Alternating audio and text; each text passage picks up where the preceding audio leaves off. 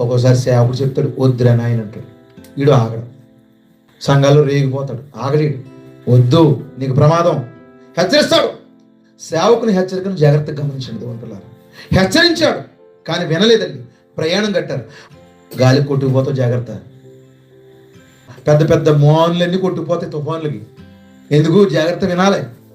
సంఘ కాపరి హెచ్చరించినప్పుడు, ఓ నిజమైన దైవజనుడు హెచ్చరిస్తున్నప్పుడు, వద్దు ఈ ప్రయాణం కరెక్ట్ కాదు, త్వరగా మారు మనసు ఉందమ్మా, ఏటమ్మీ అని నేనే అన్నావు అనుకోండి, నాకు వయసు ఉంది, ఏటి అలాగంటావా, నేను ఎంజాయ్ చేయాలి.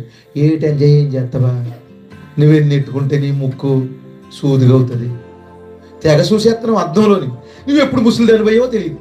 నీ జీవితాంతం అద్దం చూస్తానని అక్కడికి వెళ్ళావు, ఎప్పుడు ముడతలాడిపోతున్నాయి, ఎప్పుడు జుట్టు ఊడిపోయింది, నీకు ఏనాడని తెలుసా, ఎప్పుడు వయసు అయిపోతుంది నీకు తెలుదు. అందుకే దైవజనుడు చెప్పింది జాగ్రత్తగా విను. ఎలా ప్రయాణం చేయమంటే అలా ప్రయాణం చేయి. ఆ ప్రయాణంలో కొంచెం కష్టాలు ఉన్నప్పుడు కూడా గమ్యానికి చేరుతాం, లేకపోతే నష్టపోతావు. జాగ్రత్త.